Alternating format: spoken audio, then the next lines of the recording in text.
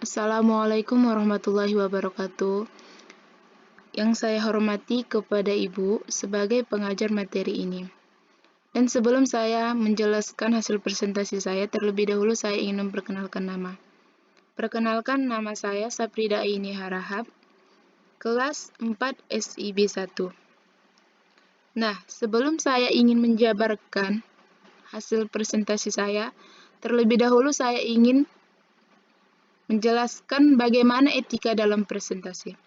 Etika dalam presentasi yaitu terbagi menjadi 4. Yang pertama, perhatikan audiensnya, dan yang kedua, memberikan jeda, dan yang ketiga, hindari debat, dan yang keempat, mengucapkan terima kasih. Selanjutnya, materi permasalahan sosial pada saat ini.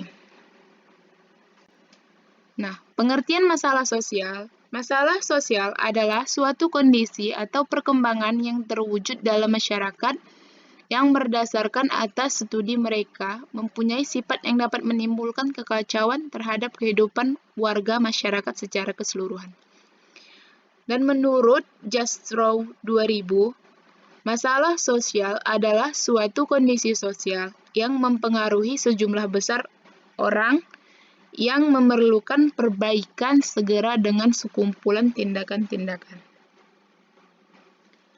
Nah, di sini ada beberapa faktor masalah sosial.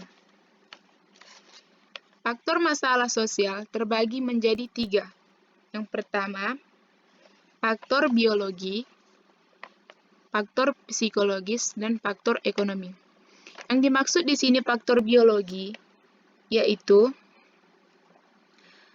penyakit menular dan bisa menimbulkan masalah sosial di kalangan masyarakat.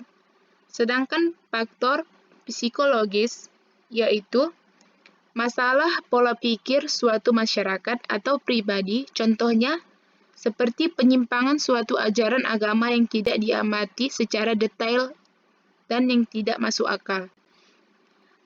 Dan pengertian faktor ekonomi yaitu merupakan ketidakmampuan individu atau kelompok untuk mencukupi kebutuhan hidupnya secara materi.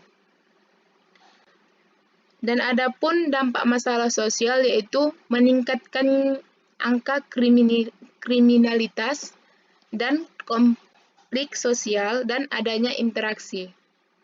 Contoh masalah sosial. Yang pertama, kemiskinan, pengangguran, dan korupsi. Nah, di sini yang dimaksud kemiskinan yaitu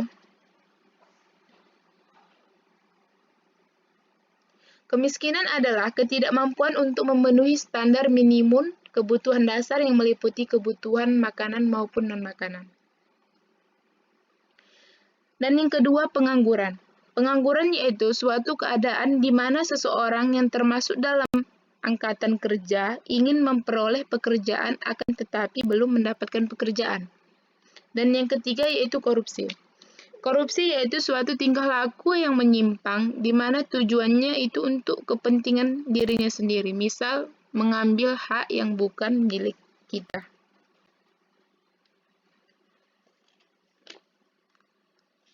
Adapun jenis-jenis kemiskinan yaitu kemiskinan absolut dan kemiskinan relatif dan kemiskinan kultural.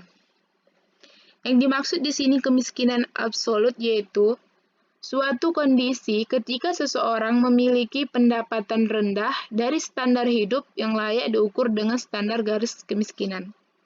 Sedangkan kemiskinan relatif yaitu merupakan kondisi miskin karena pengaruh kebijakan pembangunan yang belum mampu mengajukan seluruh lapisan masyarakat. Sedangkan kemiskinan kultural yaitu merupakan jenis kemiskinan yang disebabkan oleh faktor budaya, seperti malas, tidak ada usaha untuk memperbaiki tingkat kehidupan. Adapun faktor-faktor penyebab kemiskinan yaitu faktor internal dan faktor eksternal. Faktor internal berupa dari dalam diri seseorang, Seperti contohnya itu cacat, kurang gizi, kebodohan, dan lain-lain sebagainya. Dan faktor eksternal yaitu faktor yang merupakan faktor yang datang dari luar diri seseorang. Seperti terbatasnya pelayanan sosial dasar pembangunan ekonomi antara daerah yang belum merata. Nah, bagaimana cara kita mengatasi kemiskinan tersebut? Cara mengatasi kemiskinan itu yaitu memperluas lapangan pekerjaan dan memberikan bantuan pendidikan secara gratis, memberikan fasilitas yang memadai, dan subsidi gratis. Lakukan hal yang inovatif dan kreatif dan membuka lapangan kerja sendiri. Dengan adanya program seperti ini, maka angka kemiskinan semakin berkurang. Baiklah, cukup sampai di sini hasil presentasi saya. Terima kasih atas waktunya. Kurang dan lebihnya saya memohon maaf. Assalamualaikum warahmatullahi wabarakatuh.